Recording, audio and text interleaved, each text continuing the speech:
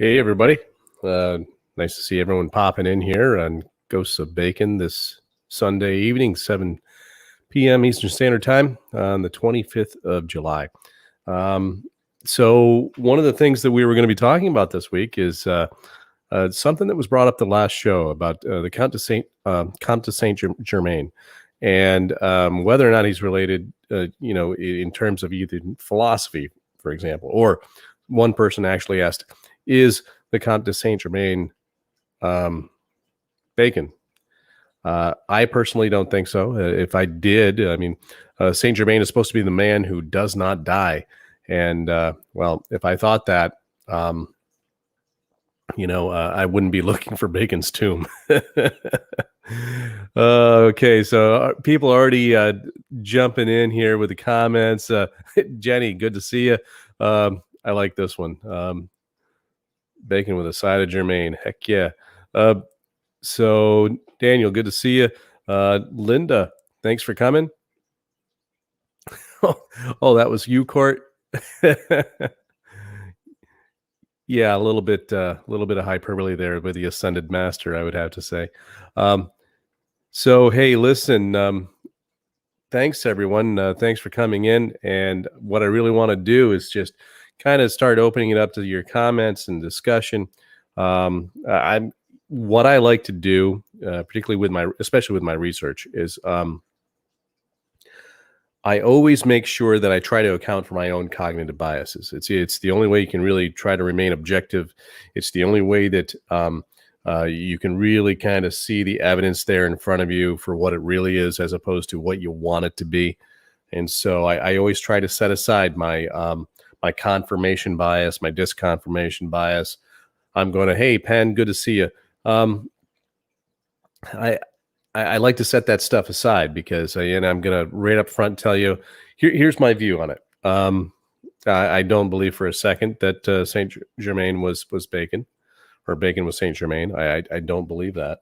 I also I do have a cognitive bias when it comes to the topics of alchemy, for example. I believe that it is an allegory for self-improvement. I think that's what it's always been. I think the Philosopher's Stone is this thing right here. It's taking that base gray matter and turning it into something that is gold in the enlightenment process. So those are my thoughts. Hi, Judy. Good to see you. So I'm telling you right up front, those are my opinions. Those are the things I believe. But, taking that in stride, what I do is I look at those as being my own cognitive biases. These are the ideas to which I'm predispositioned. And so, basically, if someone has a different opinion, great. Let's hear it. I want to hear it. I want to hear your thought process for thinking the way you think, not just because you want to believe that physical immortality is something that is possible. Personally, I think that is a ruse. I think it's something to draw in the profane of the idea of materialism, the idea that you can take a base metal and turn it into gold for material wealth purposes.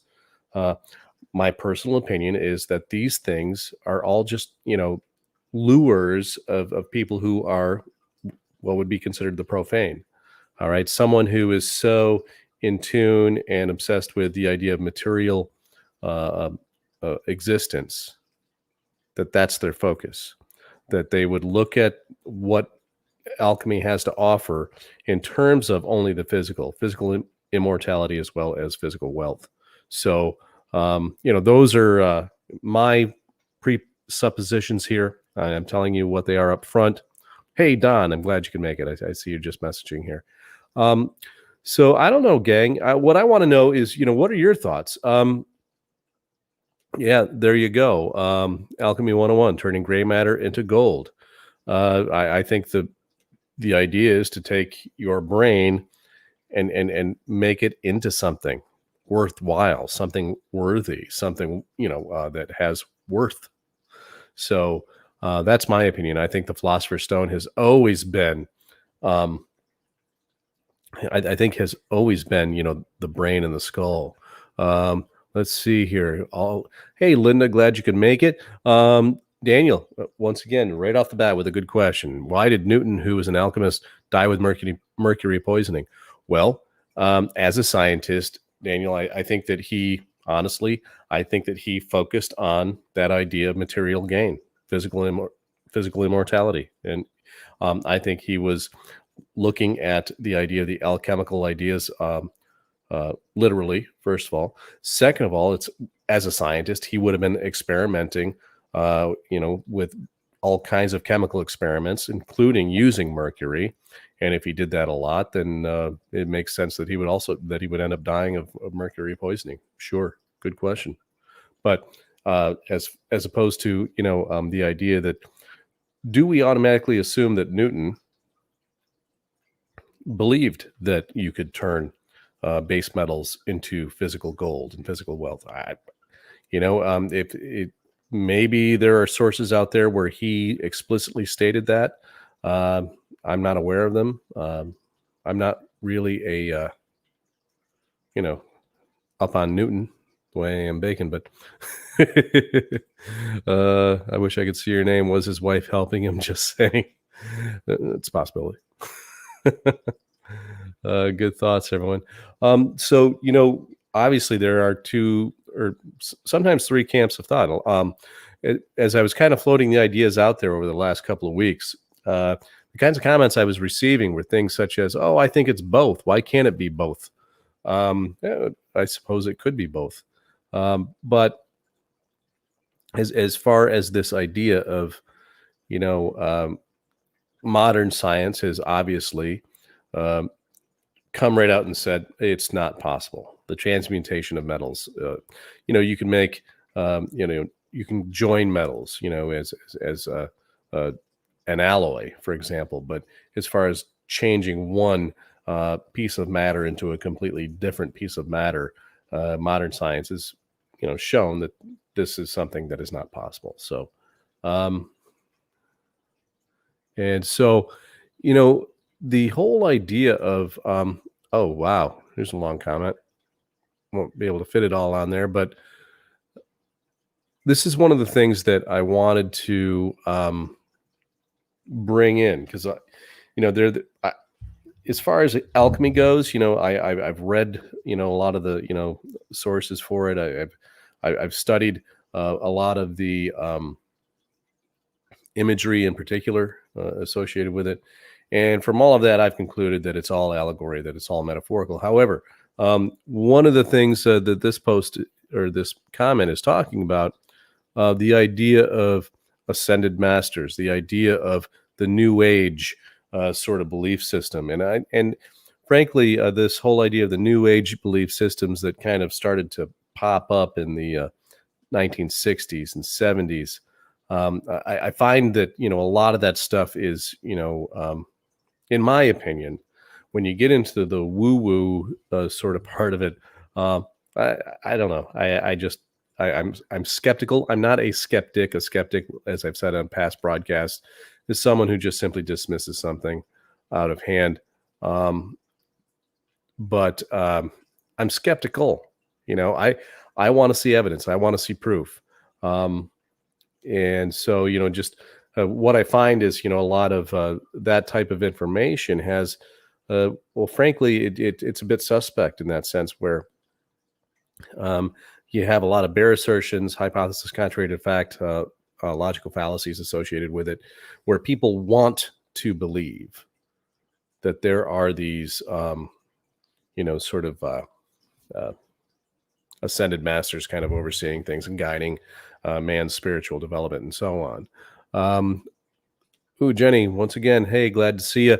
Do you believe in reincarnation? Some say you live the same life repeatedly until you learn the lesson to move to the next level. Well, one of the esoterics say, and occult teaching states that it's called the cycle of necessity. Yes, and the transmigration of souls, if you will, is another way it's described. And so this idea of reincarnation is a belief that is actually, held nearly in every culture around the world. So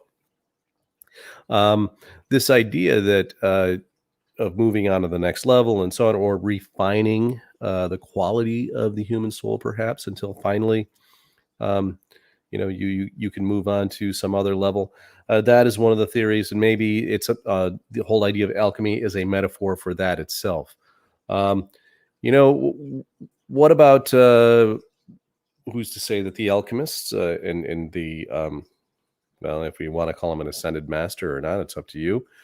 What if these were folks who, had let's call it a technology, a belief system, or a set pattern where the memories of past lives could be brought to the fore, and ideas and knowledge that had been learned in the past suddenly was instantly attainable.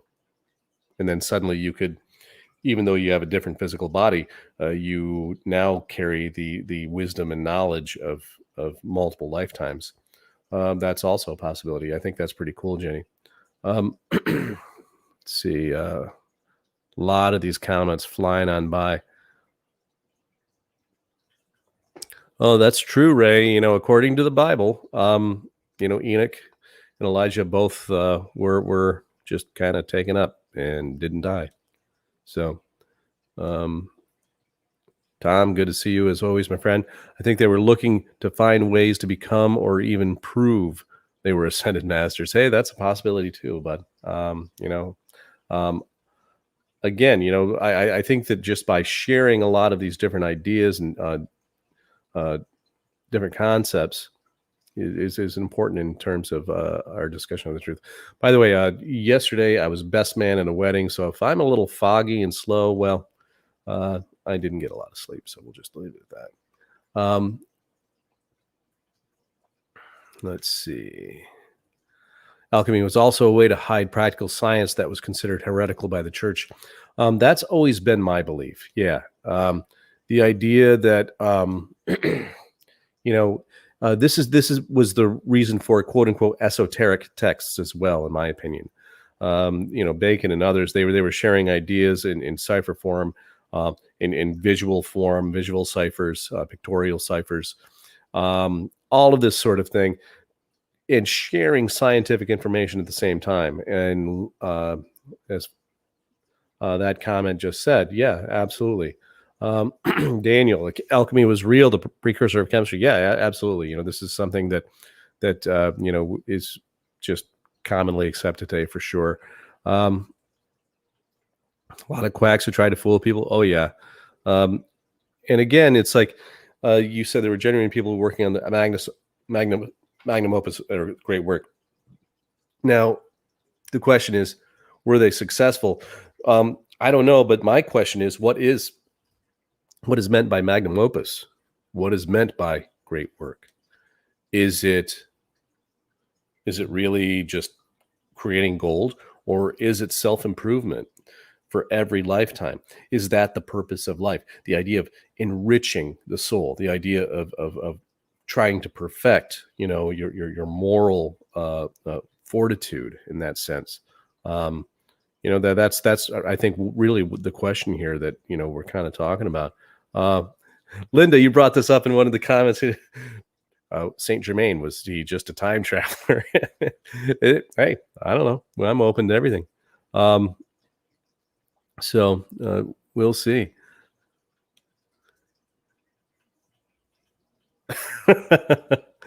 Well, it's because without him, I just look like a meathead. Is that what you're saying? Because basically that's what I am. So I get it.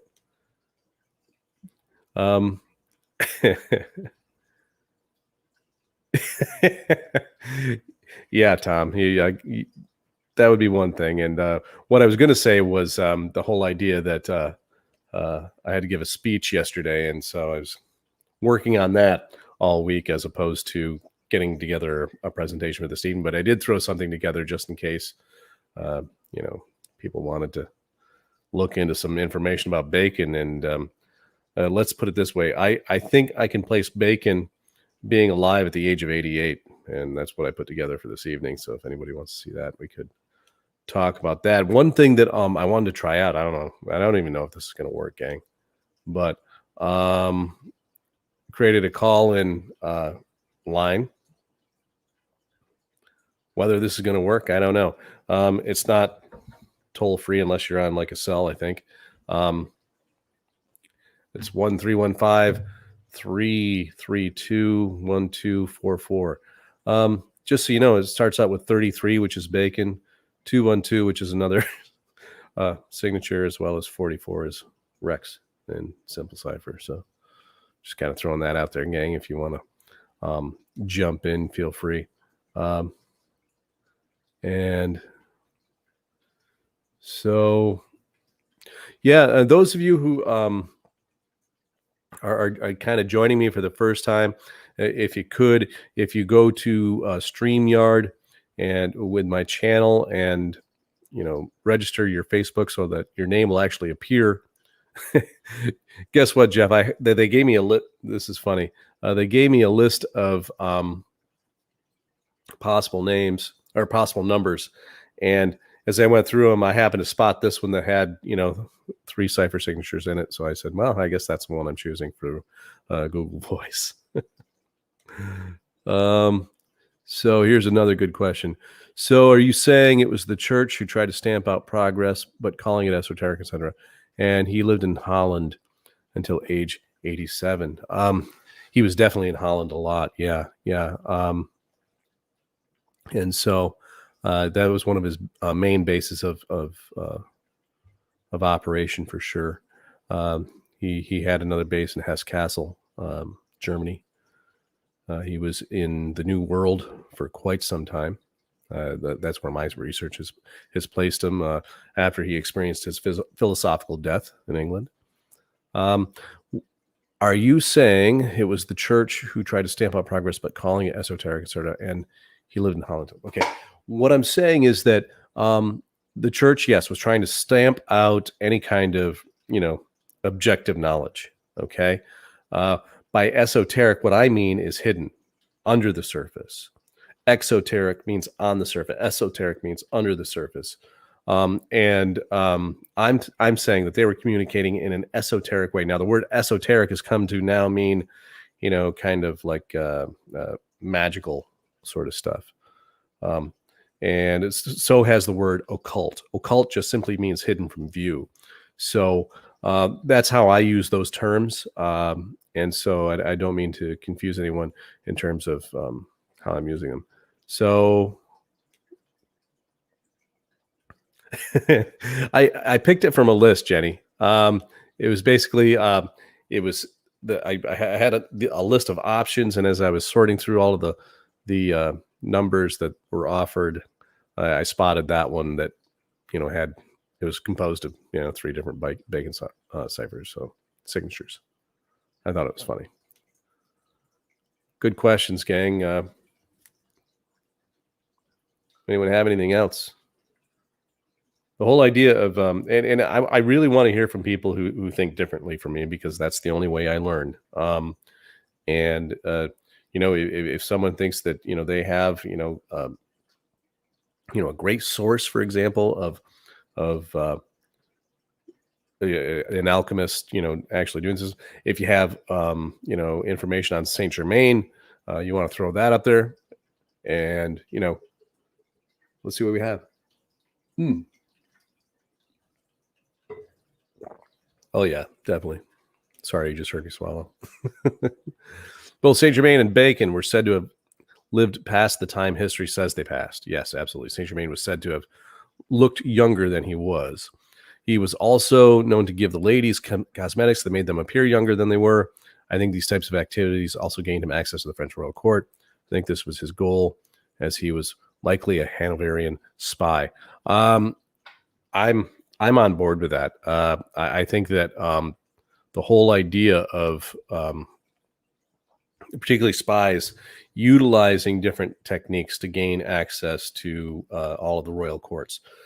For example, Bacon had multiple aliases, and one of the ones, multiple of them were actually artists. I mean, master artists. And so he had access to the courts and painting portraits. And that's what my research has told me. And I see Saint Germain probably doing the exact same thing, being extremely well trained and well taught, for sure. I would agree with that.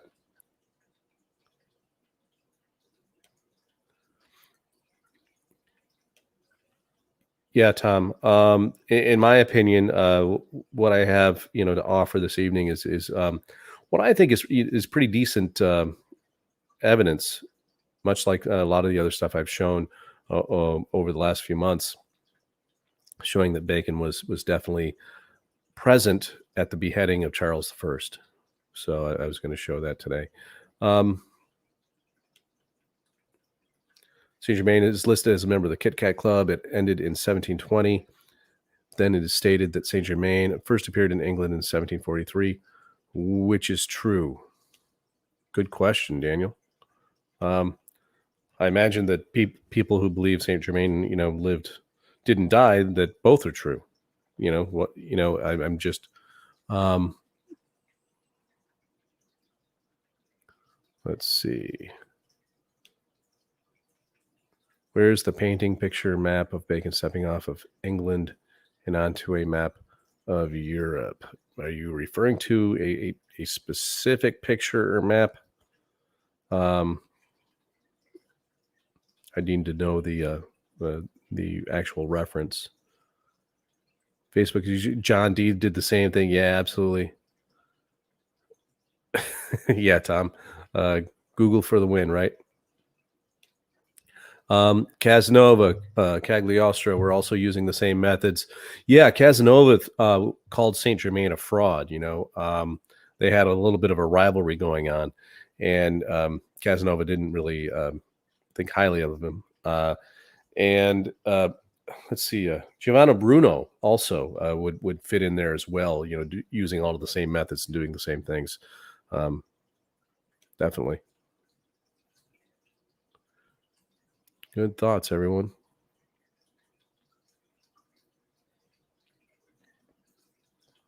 Well, all right. Here's what I'm going to do. Take down this banner for a second. I'm going to show you what I have, and you can tell me what your thoughts are.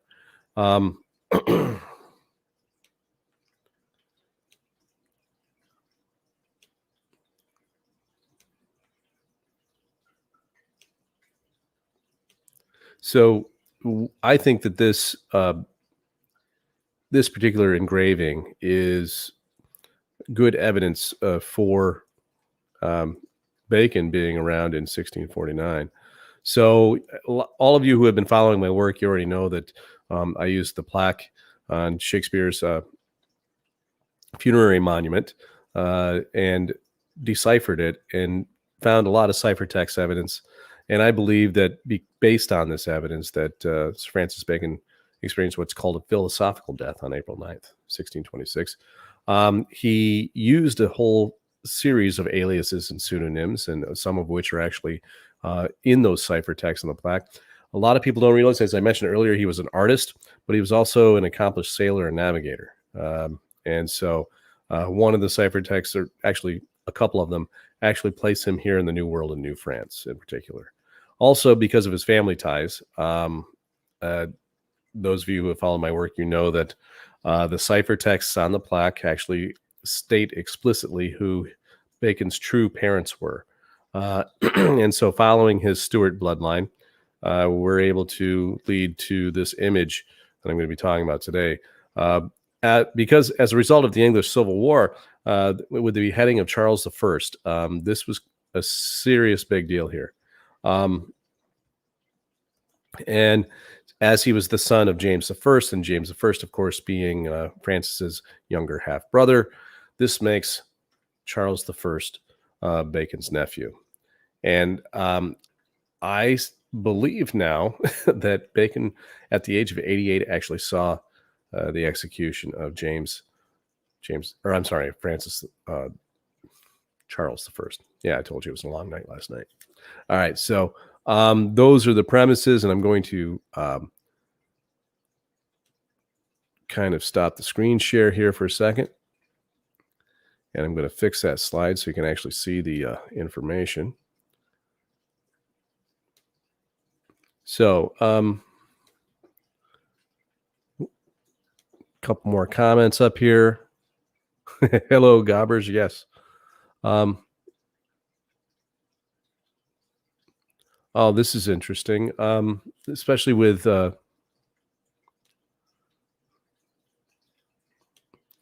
I'm going to assume this is you, Court, because you posted that really cool post about the Ansons the other day or today. I found some bizarre info that stated St. Germain attended social functions at which Admiral Anson and Thomas Anson were present. This was prior to his time in France. That right there is a red flag. Casanova was also accused of having created a fake treasure story to bilk investors of money. Yeah, and so the other thing too, the other thing too, along with that, there were a lot of confidence men back then, and it was not at all unusual for someone who, say, was probably, you have to remember, by saying that Bacon was alive at the age of 87 or 88, in that time, that is ancient. That is an impressive old age. Now, if people lived to, into their 60s and late 60s back then, it wasn't uncommon for them to claim to be over 100 years old, because old people who were, senior citizens back then it was pretty rare. The average age I think people lived was maybe 40 or late 30s. So, this idea of people exaggerating how old they are and those kinds of things. The other thing too was there was that story of um, a lady who, countess, who remembered seeing Saint Germain at court when she was a young woman, and then she sees him later when she was in her 80s, and saying that he looked exactly the same. And they had I think I posted this conversation on one of my posts this past week from Manly Palmer Hall's The Phoenix, and which stated that he asked her if the man going by that name had a good reputation, and she said, "Oh yes, he had an exemplary reputation." He says, "Well, I gladly accept him as my grandfather then." So it's one of those things of is he being facetious? Is he pointing out that, yeah, you met my grandfather and I look just like him? I don't know, gang. So all right, so I'm going to kind of jump into that back into that presentation now that it's fixed. And so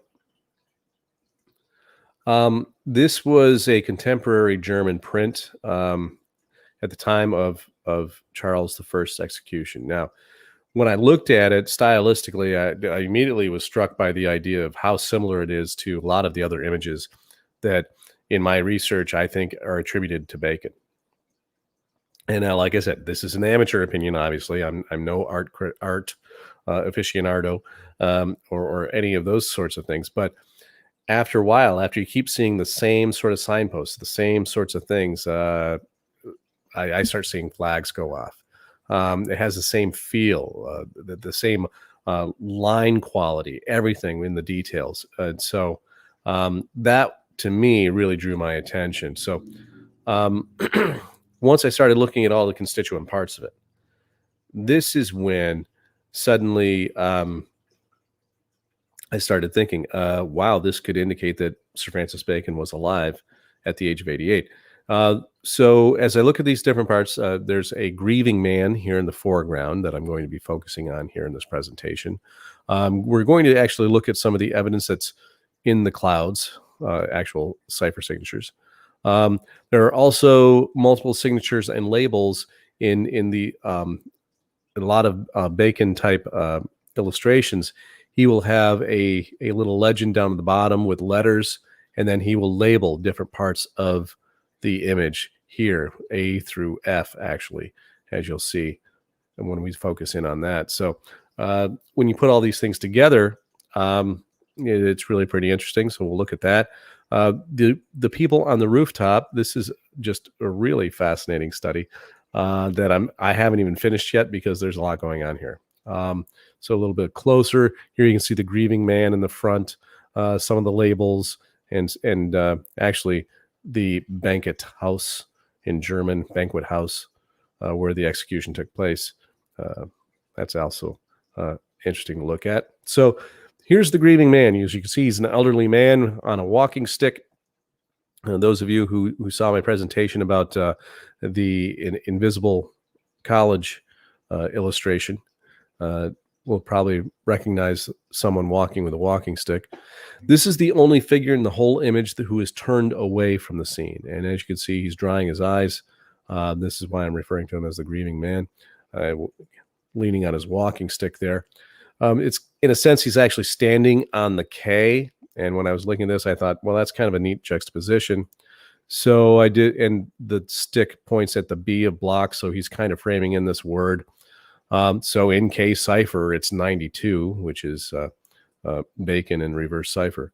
So if we zoom in on him a little bit, one of the things I've noticed in a lot of these images is that the artist will, which is Bacon in most of those other images, and I'm going to qualify it and say that possibly the artist here is also Bacon, that he uses lines in such a way as to suggest numbers. And so where are they? And so if you look at, in particular, looking for Bacon numbers, and again, once you start looking for something specifically, you possibly can engage your cognitive biases and using pareidolia, the ability to make sense of random noise and random shapes and make sense of it. You want to try to avoid that. However, if you look closely, you can see multiple examples of 33, whether it be here in his beard, over and 3, or here in his nose and his cheek. There are multiple examples of that. But then again, hey, you know what? What if the person drawing it was just drawing curves that look like a 3 to denote the idea of hair, right? Possible. What about the crook of his palm and wrist here? It looks like a 5 and then another 5 here. 55, of course, is the Elizabethan short cipher signature of of the name Francis Bacon. Is his eye, squinting eye, an upside down 7, which of course is the letter G? Well, we'll see. Looking at the clouds, what I'm going to do is switch views here. And before we do, I'll check your comments. Let's see. The sleeve does look very odd, doesn't it, Jenny?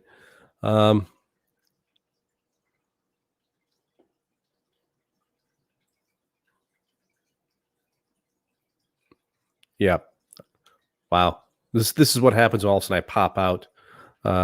And this is an important thing to know too. Manly P. Hall's wife, Marie Bauer Hall, was one of the major figures who promoted St. Germain and Bacon as quote unquote ascended masters. Yeah.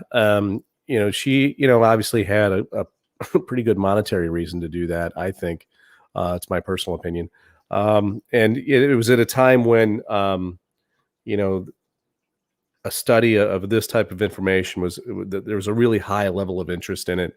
And I think that she was trying to kind of cash in on that, in my personal opinion, but I could be wrong.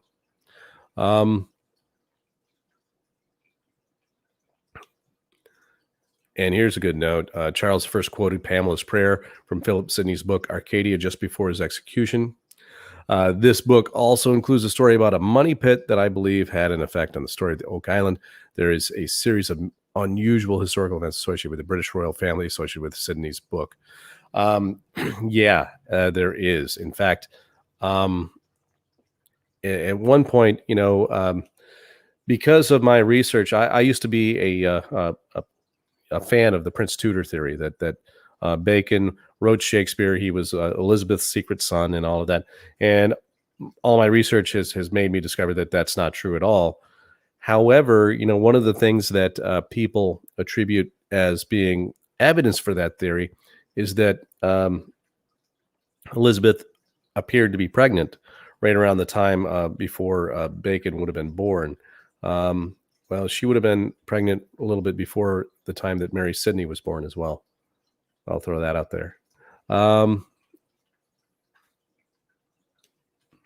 Yep. Yeah, that's pretty much what I said. Google has average life expectancy from 1,500 to 1,800, averaging 40 years.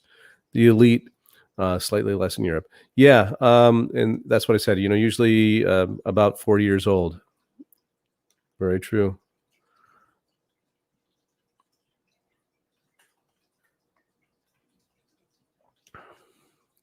Yeah, on his arm with the stick, up the elbow, upside down 3. And if you look in the shadow of it as well, you will also see the other 3, in my opinion. Oh, hey, Awoken One. You haven't missed much at all.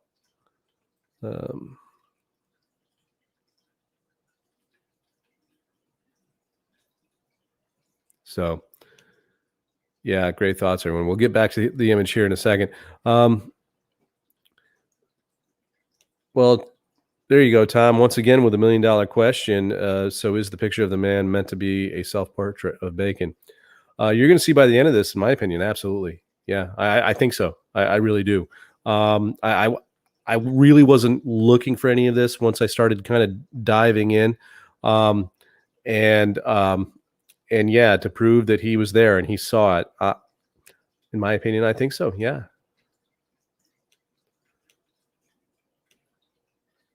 If Bacon was son of Elizabeth and Robert Dudley, this would have made Bacon Sidney's first cousin, as well as his sister, the Countess of Pembroke. That's true. However, that is not what happened. Actually, Robert Devereux, the second Earl of Essex, according to the cipher text, is the son of Elizabeth and Robert Dudley. Bacon is not. According to the cipher text, and I understand how this sounds like a little bat crap crazy, but the cipher texts explicitly state that repeatedly in multiple different ciphers that Bacon was actually the son of Mary Queen of Scots and Francis II of France. And frankly, I think that because both France and England knew this and knew that Bacon had stashed this truth somewhere in the New World, that they battled over the exact area where this information was stored for quite some time. And all of you, particularly watching this show, especially with the nature of the quality of the historians that I know are watching right now live, I think you understand what I'm getting at there. That was volatile information, and whoever had control of it, well, would have a lot of leverage over the other country. So that's my theory at this point. So good thoughts, everyone. So one of the things that I was getting at was, once you look at the clouds in this image, I'll pull that up here. This is the easiest way to do it. And I'm going to just zoom in. And once you're going to see the roof here and how bizarre it is, all of these people hanging out on it. But look at the clouds. Yeah, if you want to make a little puffy cloud, you're going to do some little swirls. But all of these little swirls, in my opinion, all look like multiple 3s and 33s over and over and over and over and over again. But again, if that were just the if that were just one thing, and if we didn't have the man in the foreground with possible numbers, and again, don't rule out the possibility of pareidolia here. Okay, I always put that out there as sort of a caveat. These things in and of themselves are not just, oh, well, it's a done deal. Bacon drew this thing. No, you can't just jump to those conclusions. But I think that if we continue to look at the evidence, so we know that through my previous presentations about fama fraternitatis, fratatis, potato, that seal, mark, and character, that CR shall be our seal, mark, and character. And here in the lower right-hand corner of this image, we have the letters CR and then a VN with the date, 1649, documenting when Charles I was beheaded. So these initials, supposedly of the engraver or artist, well, if we actually look at CR by itself as the mark, seal, and character of the Rosy Cross. This is a typo. It's supposed to be V plus N. V is 20 in simple cipher. N is 33 in simple cipher. I'm sorry, N is 13. So 20 plus N is 33. Bacon in simple cipher. The reverse is, again, is supposed to be V, N, and reverse is actually 34 because V would be 5.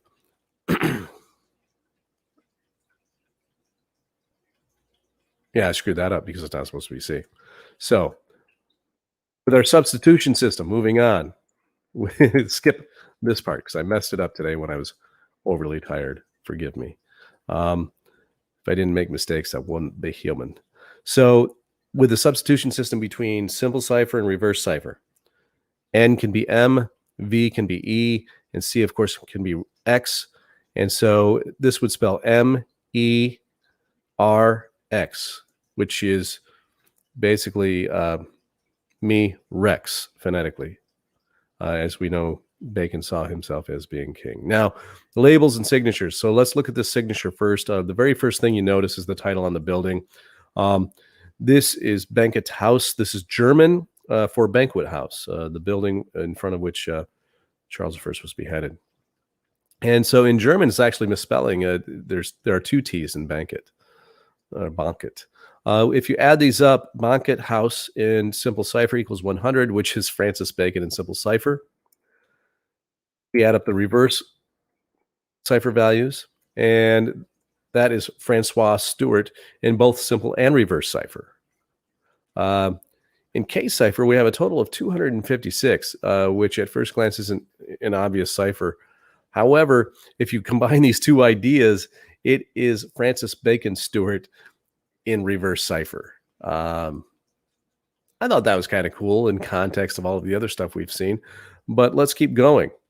Let's take a look at these labels and these columns. Now, if you look at the tops of the columns in the image, which I'll show you another example, there are 5 X's at the tops of these columns all the way across the image. Now, in the actual building, X's like that don't appear.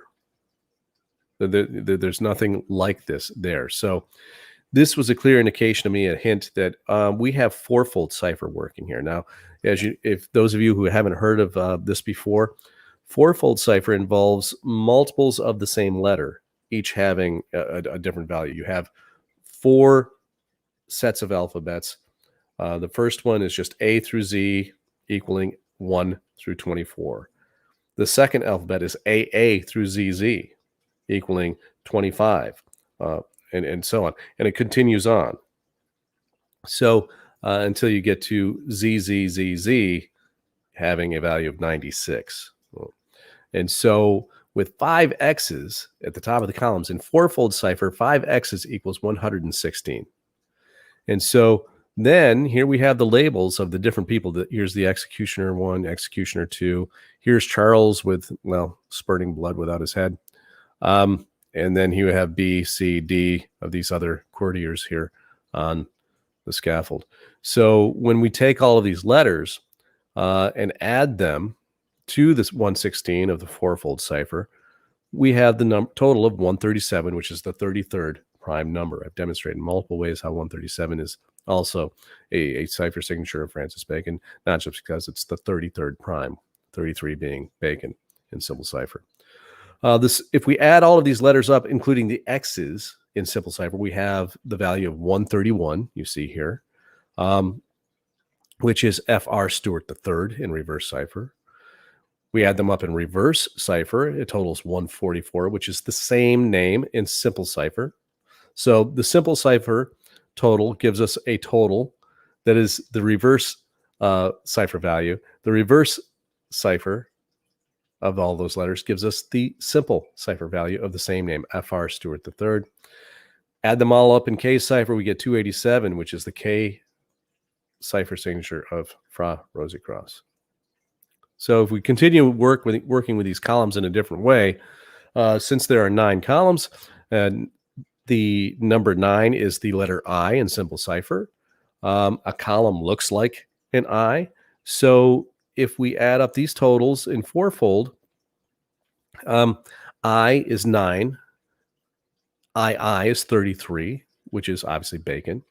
I is 57, which is actually the value of 3 times 19, the triple tau. And that's supposed to be 4 I's, is the value of 81, which is actually the simple cipher signature for the name Francois. So if we multiply them in fourfold, the total is actually 171. This is Francis in K cipher. So, and as I said, if we add them up in simple cipher, we again have a total of 81, which we now know is Francois. Reverse total of 9 columns or 9 I's is 144, which I just talked about. And in K cipher, we have 315.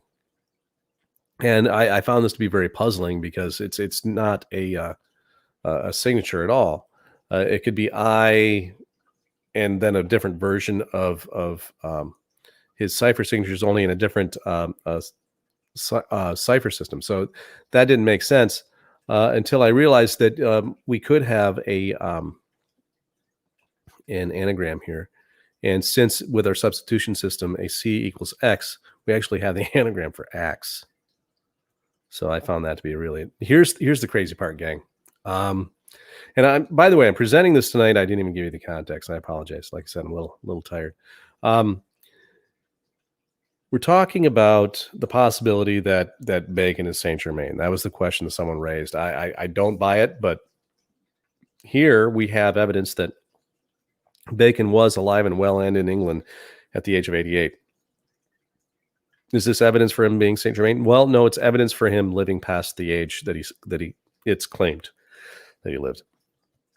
So, looking at this image in terms of a pictorial cipher, there are 7 figures on the peak across the top. 7, of course, being the letter G, and G is 33 in K cipher.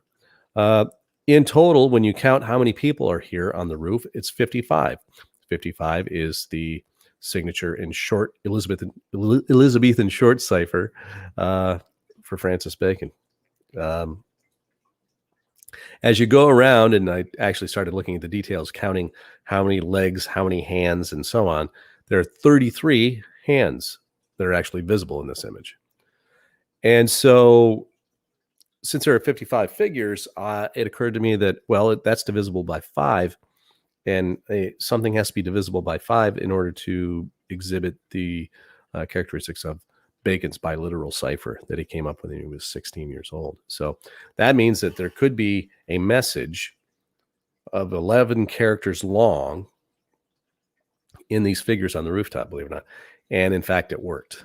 I figured it out. I haven't completely polished the cipher because I think there are a couple of different ways it could be read, but I'm going to demonstrate that it's definitely there. So what I did was, the very first thing that I noticed was how the shading of these different, some of them were in shadow, some of them were not, some of them had hats in shadow, some of them did not. And so this told me that if it was in light, it was a part of the A alphabet of the biliteral cipher, and if it was shaded, it was a B. Later on, what I found was that the hats are either rounded or they're flat. The rounded tops of the hats, that's the A alphabet, and the flat topped hats are the B alphabet. And that produced actually explicit messages. The problem was, where do I start? And so I started, studying it, looking for any kind of clue that would tell me what was the beginning point. But I did find an ending point, which indicates right after that would be the starting point, going around this image in a circle. And it appeared in the form of the Hebrew letter Tav, or what Bacon would call Tau. And so if we zoom in over here, and this part of the roof, right between these two characters, is the Tav, and you can see it right there. It's the only spot on the entire drawing, or the entire rooftop, that has this kind of formation. And so when I started here at this character above the Tav and went clockwise around the circle, I was able to produce some ciphertext, which I'm going to get into some other day, some other time. But I thought it was pretty cool. Uh, so here we have our grieving man.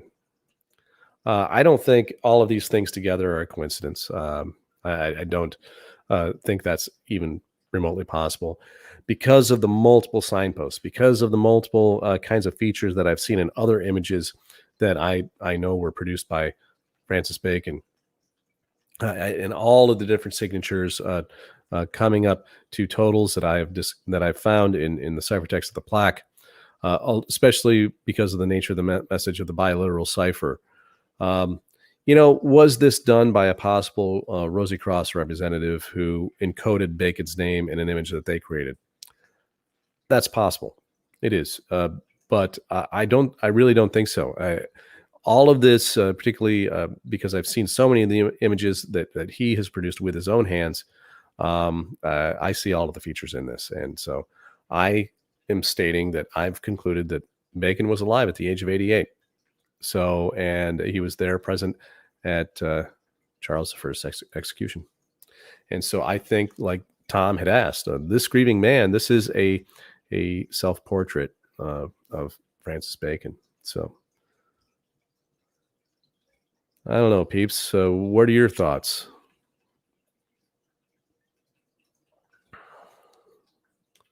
And wow, so many great comments. Let's take a look at this first. Thomas Randolph, yes, forebear of Thomas Jefferson, and a man named Robert Beale were the liaison between the Queen and Mary Queen of Scots. Jefferson was also related to Sidney via Sir Francis Walsingham, as Thomas Randolph was Thomas Randolph's brother-in-law. Sidney was Walsingham's son-in-law.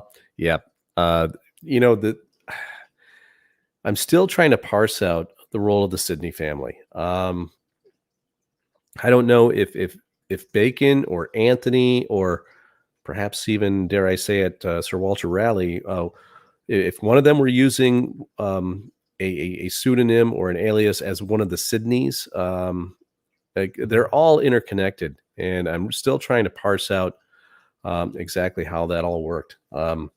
But again, I'm still looking at the ciphertext to see if any more clues pop out. But yeah, all of these connections, it's really, really pretty interesting. Thanks, Penn. Yes, and there's another good connection there, Ray. Yeah, reading Wikipedia about Francis II of France says he was first raised at the Chateau de Saint Germain in Lay. Yeah, that's true. Another interesting tidbit about Charles I is that Sidney's nephew, Philip Herbert, was one of his attendants. Yes, while he was in prison. Yeah. That again, there's so many of these different connections. Philip and his brother, subjects of the dedication of the first folio. Absolutely. Coincidentally, Philip Herbert ended up with Charles' first copy of the first folio after his execution. I did not know that. That's cool. Very cool.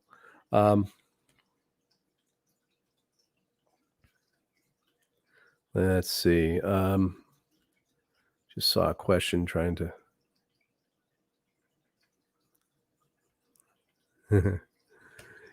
Yeah, Tom. It's not off topic at all. If he was to fake his own death, other than becoming invisible, what did he plan to gain? His own kingdom.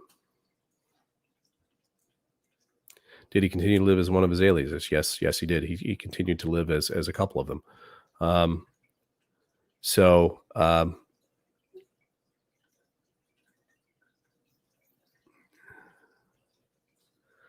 Why would he be grieving when everyone else seemed happy? I think that was the way he depicted it, Jenny, in the image, because he would have been grieving because I think that from what I've seen so far in my research, Francis really doted on his nephews and his niece as well, the Winter Queen. He did portraits of them. He, basically, I think that, he was just really genuinely grieved by the death of Charles, because of a relationship they had. he expresses in the ciphertext that he had a great deal of love for James. He loved seeing him on the throne instead of him being on it. Um, and so them being his family, I can understand why it would definitely bother him. Again, the De Vere connection. Philip Herbert Sidney's nephew was married to the daughter of Edward de Vere, 17th Earl of Oxford. And Edward de Vere was the son of Elizabeth and her foster father when she was 16 or 17, believe it or not. That's another one of the messages. Science, mystery solving, clue hunting by Jake. Is that mind-blowing? Woken one, you're a little... as much as I appreciate that, I consider it to be a little bit of hyperbole. But thanks for the compliment. Do you think Bacon was in England that whole time, or do you have him in different places at different times? Daniel, well, as usual, great questions. Yeah, he was not there the whole time. No, I know that he spent a great deal of time here in the New World, like I had said earlier. I know that he hopped around between the Netherlands, Germany, England, France, and the New World. And so, like I said, he was a highly accomplished navigator. And from what I understand, he was probably one of the people who could travel across the Atlantic Ocean the fastest of any of the other captains. So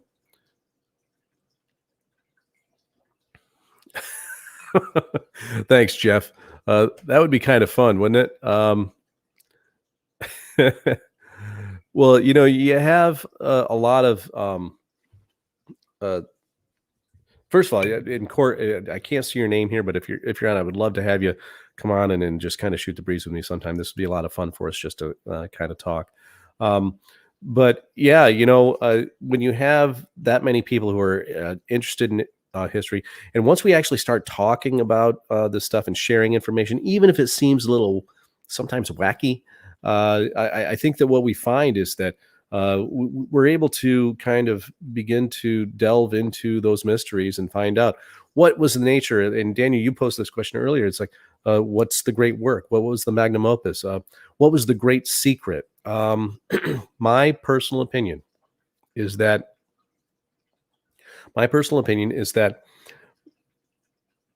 the great secret was Bacon's birth. He's embedded it in the Fama Fraternitatis and the Confessio. It's in Shakespeare's plaque, obviously. It's in the first folio. It's in the sonnets, and so and yeah. Is Hess mentioned as one of his stops, Daniel? Yeah. Hess Hassel or Hess Castle. Yeah. That was the basis of operation, and right where in the same complex where he had the very first observatory in Europe, is also now a huge monument complex to Hercules, which is pretty interesting. Was the New World to be his new kingdom? If so, where did his plan go wrong? Well, it didn't necessarily go wrong, but it wasn't necessarily where he was going to be a known king, but he was able to rule his kingdom, Tom. That whole section actually appears towards the end of my book, The Holy Trinity Decryption, where he talks about how he was able to still rule a kingdom, even though he was not outwardly a known king. And it's really a fascinating story. Yes, Hess was a cousin of George II. When you get into those bloodlines, yeah, everyone's a cousin of this cousin and that cousin, and a lot of that stuff going on. Great thoughts, anyone?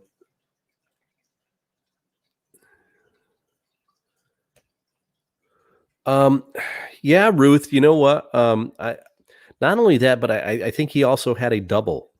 Okay, without getting into too many details about that. That's a hypothesis I've been working with here for a while. I'm still trying to uh, work out the details of that. But uh, you have to remember that here he was, I mean, as a master of theater, Shakespeare, uh, and special effects and all of these different kinds of things. He would also be a master in terms of makeup artists and putting on disguises.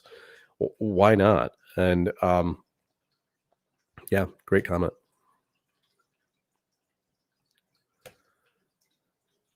I lean towards Daniel. I lean towards there were multiple secrets that were being kept in Oak Island being involved. Um, yeah, I agree with that 100%. I think that what you're going to find is there is more than one mystery uh, involved with Oak Island. I'm going to tell you that straight up. It's not just I know uh, I just know from all of my research that the Bacon Shakespeare situation, the answer to that lies in Oak Island. If it hasn't already been moved, I don't know, but I do know that Oak Island was definitely 100% involved in that part of the mystery. I think that, however, Oak Island is a depository that's been used for hundreds of years. Starting back with the Templars, and then moving on to all of the privateers of the uh, 16th, 17th centuries, 18th centuries. They were all very familiar with that place, and it's a tradition of being used as a location for a depository for sure. So,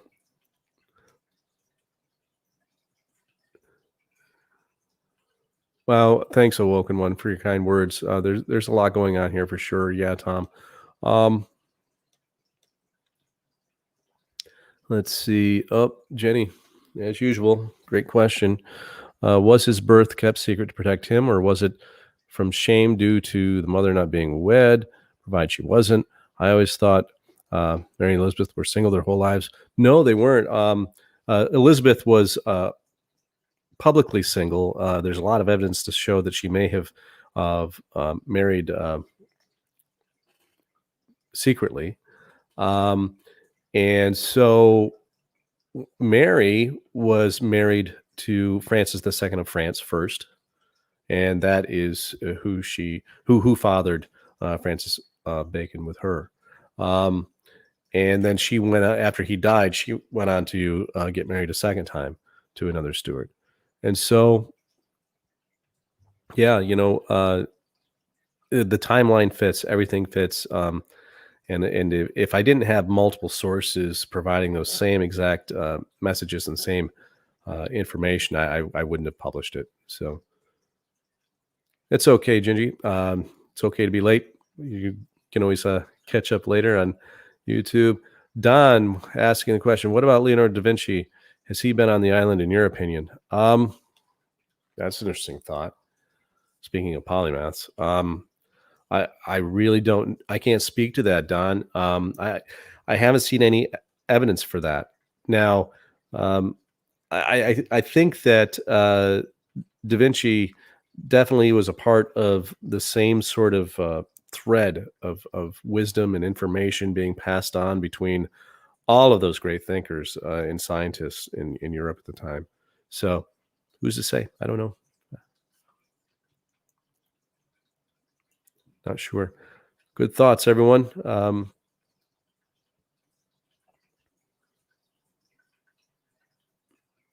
All right, people.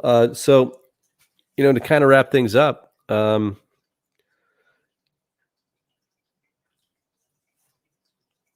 see. Oh, that's cool, Don. I didn't know that. He was missing. Da Vinci was missing from Europe for 2 years. That's pretty cool. That's interesting. Uh, Daniel, was Leonardo a Rosicrucian? Um, well, it depends on what you mean by Rosicrucian. Uh, I I have my own thoughts, my own opinions on what that means to be a quote unquote Rosicrucian. Um, it and that's not the same as what other people think. So, in my opinion, I think that people who kind of caught on originally that were a part of Bacon's inner circle, basically his royal cousins, in my opinion, it would have been uh, De Vere, Devereux, in particular. It would have been Anthony Bacon was his number one guy, and as brothers, step brothers, if you will. They were the ones that he was communicating with all of these ciphers, all of the esoteric writing when it comes to his true identity. And I think that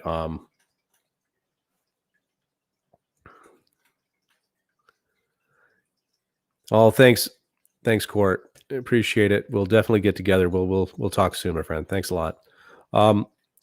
So yeah, what does it mean to be a Rosicrucian? According to the rules as outlined in the publications, that if you know the secret, you're not supposed to state it publicly or openly, but instead you're supposed to reveal it in your artwork, or you're supposed to reveal it symbolically in a piece of writing and those kinds of things. And so I think that over the years, people would, when they discovered Bacon's secret, primarily, that they would do that they would reveal it in a symbolic way. And so, in my opinion, that's what it meant to be a Rosicrucian. But when he allowed it to evolve into Freemasonry and encoded some of his symbolism in that as well, I think that that's what kind of gave it a stamp of okay, now it's going to be an actual group that's going to continue on. I think up into that, it was just a series of traditions and philosophies and thoughts that thinkers would kind of pass along to each other in symbolic form and in code form. And so in that sense, Leonardo da Vinci would definitely be a primary candidate for sure. So, all right, gang, any other thoughts? Any other questions before we move on? So, next time here on Ghosts of Bacon, what I'm planning on doing is I want to have a just an open forum of people who have been reading my book, or better yet, trying to. I know that it's pretty heavy, and so I'd like to just have an open forum where people just hit me with questions about my research, my book, and all of that. I'm also lining up some interviews here, having some guests on, and going to do that up as well. Yeah, Don says he was missing between 1476 and 1478. That's pretty interesting. Yeah, Daniel, that's kind of what I was hinting at. Personal belief that the philosophy of Rosicrucianism was lost knowledge that was rediscovered and was imprinted in a modern. That's basically what I was implying there. Yeah. Because I mean, if you look at a lot of people say that, well, the first hints of I think it was Manly Palmer Hall stated that the first hints of Rosicrucianism were indicated in Dante's Inferno, which is much earlier than Bacon. But I think what it was that mystery religion tradition and the symbolism in Dante's Inferno. Anyone who's ever read it, you can read it and you can start actually seeing, particularly if you try to picture what he describes, you can see the RC elements there. And when it comes to it being imprinted on modern Freemasonry, Daniel, yeah, I think Bacon was the one responsible for that. Gingy Howard asks a great question. Bacon started the Rosicrucians. In my opinion, he was responsible. I think that the idea of the name Rosicrucians, I think, was basically him, and it was his idea, and Anthony Bacon. I think the idea of putting out the manifestos and the RC writings were Anthony's idea, and I think Bacon Francis put them into execution. So As far as it being a formal organization when it first started, I don't think it was at all. I think they kind of started it as a joke. But again, I'm one of the in the minority of that belief. So, all right, peeps, I'm going to wrap things up. We went over an hour here. So, like I said, I wanted to offer up that evidence that Bacon was alive. So, those of you who are of the mindset that that Bacon and Saint Germain, that there's a connection there. Well, there's a little piece of evidence that shows that I think Bacon was alive at that time period. So, if we can continue connecting those dots, if you can find more evidence for him showing up into the future and associated with Saint Germain, well, have at it. So, oh, thanks, Linda. Thanks, Tom. So it's okay, Gigi. You even if you pop in late, everything is always archived in my YouTube channel and Ghosts of Bacon. And you can go there and catch up on whatever you missed here at the beginning anytime you want. Thanks, Penn. Appreciate you very much. Hey, welcome one. Thanks, man. I appreciate you. You're in the same boat as most people who pop in here, and people don't understand the whole cipher thing, and it's hard to kind of communicate how all that stuff really works in a short amount of time. But then again, I can't keep people on here for a 3-hour long form podcast. So, all right, thanks, gang. Definitely pop back in. Stay if you haven't subscribed to the YouTube channel, make sure you do that for me. Once I get enough people doing that, I can actually kind of start to customize my channel a little bit. The other thing too, if you haven't joined Ghosts of Bacon Facebook group, pop in, join, and thanks, Linda. Appreciate your help as always. You're always so helpful for me. Appreciate all of your experience. All right, gang. Ending the broadcast here, and if you have any questions, feel free to throw them up on the Ghosts of Bacon group on Facebook. Thanks, guys. See you in a couple weeks. I'll do this again. Take care. Stay safe. Later.